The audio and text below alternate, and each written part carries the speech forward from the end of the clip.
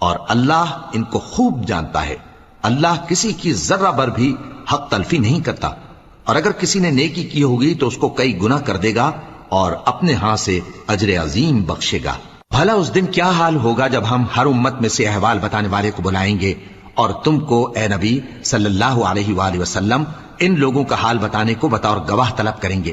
اس روز کافر اور پیغمبر کے نافرمان آرزو کریں گے کہ کاش ان کو دھسا کر زمین برابر کر دی جاتی، اور وہ اللہ سے کوئی بات چھپا نہیں سکیں گے۔ مومنو، جب تم نشے کی حالت میں ہو تو جب تک ان الفاظ کو جو منہ سے کہو سمجھنے نہ لگو، نماز کے پاس نہ جاؤ، اور جنابت کی حالت میں بھی نماز کے پاس نہ جاؤ یہاں تک کہ غسل کر لو۔ ہاں،